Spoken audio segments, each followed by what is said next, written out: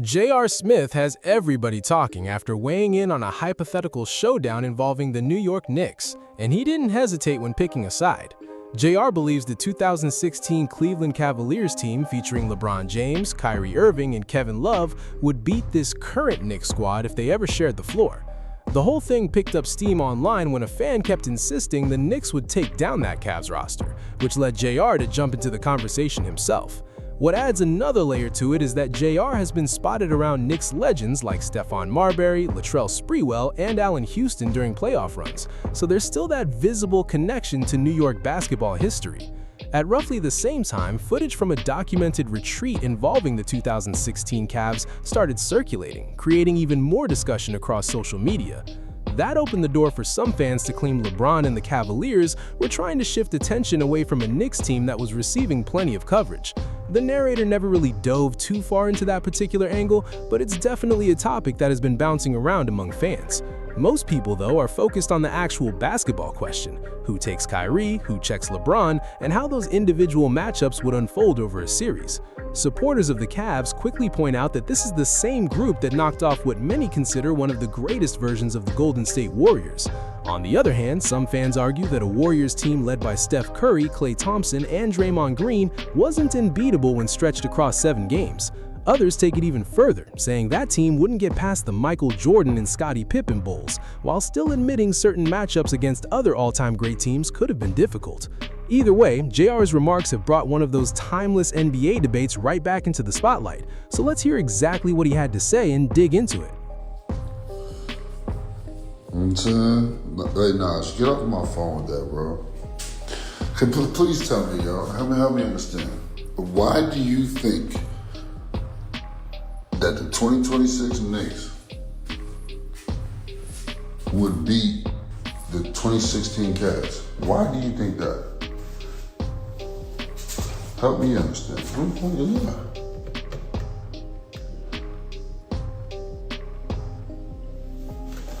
Oh man.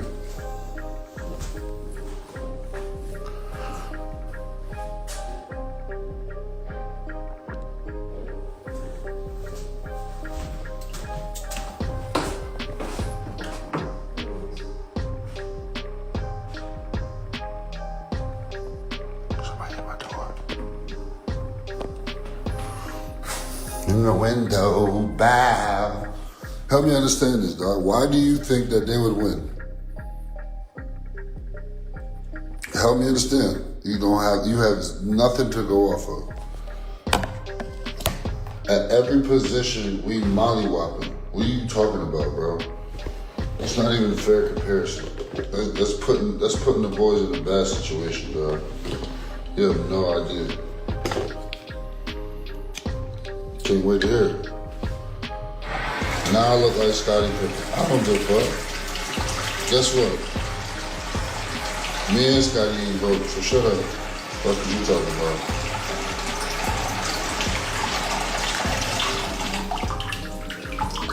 I gotta hear this. 4-1 Cavs. Like, it's not even close, bro. Stop it. Stop it. What are we doing, 5? What are we doing?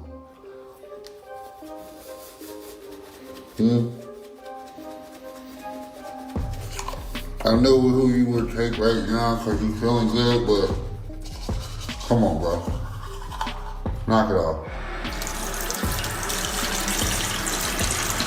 Huh?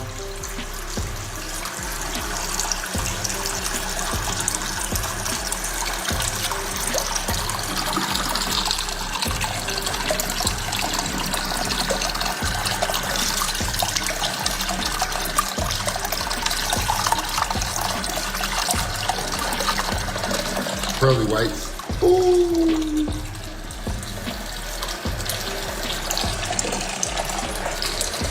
Help me understand. I still haven't found a reason why I should listen to that statement yet, Nash.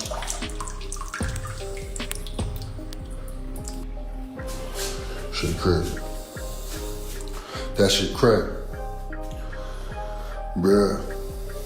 All I'm gonna say is again, who is guarding Brunson? Who is guarding LeBron James?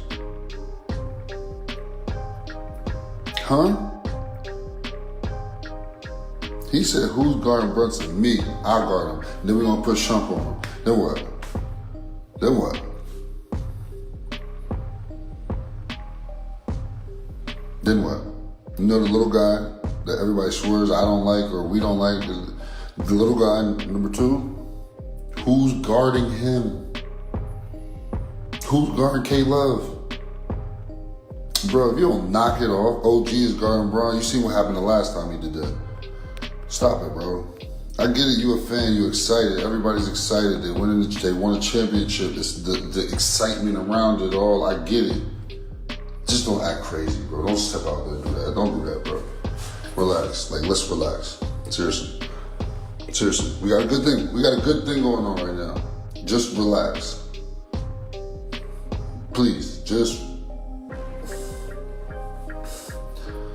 relax. Just don't. Now you're trying to cause fusion between me and the Knicks and shit. Like, bro, stop it, bro. Go get a hobby. Go get a hobby, bro. Don't you gotta do something with Nigel today, man? Go do something. One thing NBA fans always seem to do is immediately start comparing champions instead of appreciating what a team actually accomplished. The moment a team wins a title, the conversation shifts to whether they could beat champions from another era, and sometimes that takes away from the achievement itself. The reality is every championship team is different. Some title winners are all-time dominant squads, while others maximize the opportunity that exists during their championship window. That's why people talk so much about windows in the first place.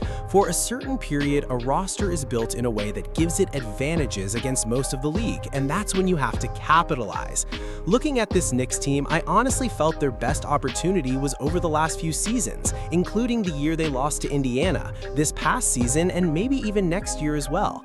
A lot depends on whether younger players continue developing and become more reliable contributors, because as Jalen Brunson and the core get deeper into their 30s, depth becomes even more important.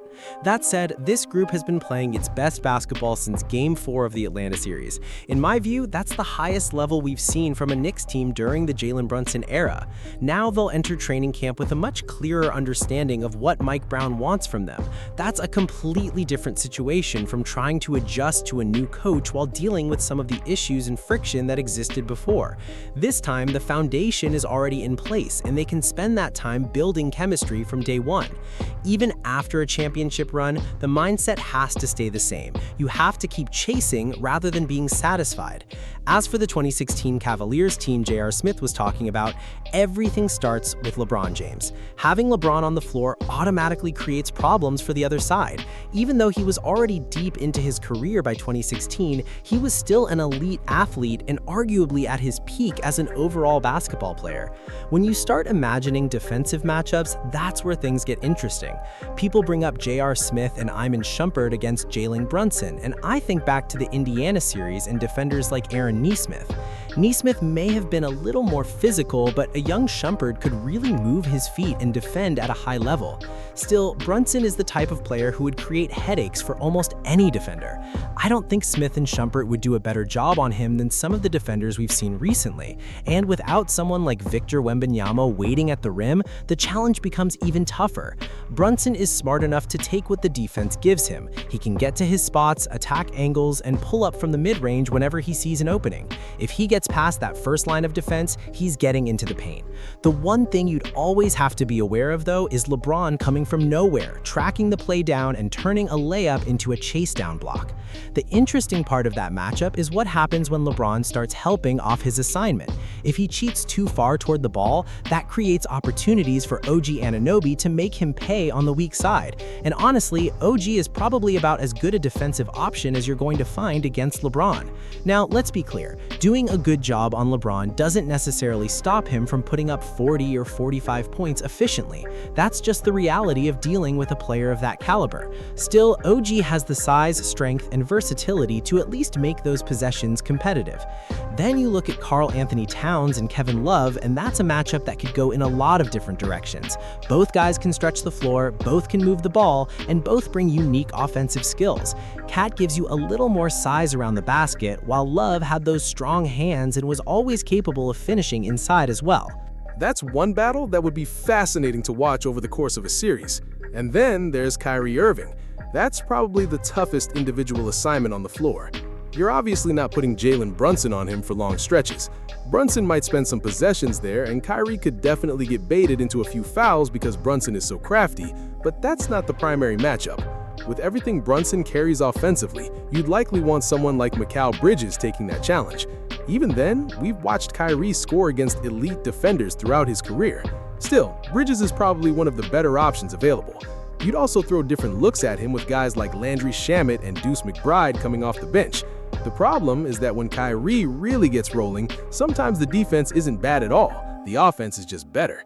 He's one of those rare scorers where all you can do is stay disciplined and hope the percentages eventually swing back in your favor.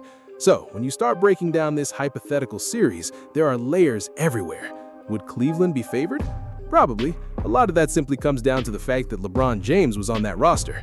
Back then, if LeBron was in the Eastern Conference, his team was usually viewed as the team to beat. But I don't think this Knicks group folds the way some talented Eastern Conference teams did in the past. This isn't a situation where you're looking at those Toronto teams led by DeMar DeRozan and Kyle Lowry that struggled to get over the hump. Jalen Brunson has established himself as one of the elite point guards in the game, and this Knicks roster has a different level of toughness. And when people bring up what happened the last time OG Anunoby defended LeBron, they're talking about a completely different version of OG. He's developed significantly since then. Not only can he defend, but he can hurt you offensively as well. He's not the type of player who needs the offense built around him. A lot of his production comes from reading the game, finding openings, knocking down catch-and-shoot threes, attacking closeouts, and taking advantage of opportunities as they appear. The same goes for Mikal Bridges. If Kyrie ends up guarding him and Bridges starts finding a rhythm in those mid-range areas and mid-post spots, that's a challenge. Once Bridges gets comfortable with that pull-up game, his length becomes a real factor. At that point, Cleveland might need someone like Iman Shumpert or J.R. Smith handling that assignment, because Kyrie would have a difficult time consistently contesting those shots. There are definitely some areas where this Knicks team could create problems. Mitchell Robinson's work on the glass is one of those factors that could swing possessions and keep games close. But that's what makes this whole discussion so interesting. I really want to hear where everybody stands on it, because there are strong arguments on both sides. Nobody is denying how impressive that Cavaliers team was. They beat an outstanding Warriors squad, and that's a huge part of why they're remembered the way they are. At the same time, when people start calling that Warriors team the greatest ever, that's where the debate gets complicated. Yes, they won 73 games during the regular season, but they were also down 3-1 to the Oklahoma City Thunder before coming back. Then they reached the finals and lost after taking a 3-1 lead themselves. Later on, they added Kevin Durant, which only fueled more conversations about how dominant they really were compared to other all-time teams. You can point to Draymond Green's suspension if you want, and that's certainly part of the story. But when you're talking about a team with a 73-9 record, many people feel you still have to finish the job. Losing 3 straight games in that situation makes it harder to put them alone at the top of the greatest team ever discussion. That's not taking anything away from how talented they were. It's just why some fans push back on that label. So now it comes back to J.R. Smith's original point. Was he simply telling it like it is when he picked the 2016 Cavaliers over this Knicks team? Or does New York have enough talent, depth, and favorable matchups to make that series a real battle? Personally, I don't see it being one-sided at all. This Knicks group plays with a lot of confidence, and they genuinely believe they can compete with anybody. Because of that, if these two teams somehow met at their best, it feels a lot more like a 6 or 7 game series than a quick matchup. That's what makes these hypothetical NBA debates so fun. Let me know where you stand. Are you taking the 2016 Cavs, or do you think this Knicks team could pull it off? Don't forget to like, share, and subscribe. Until next time, peace.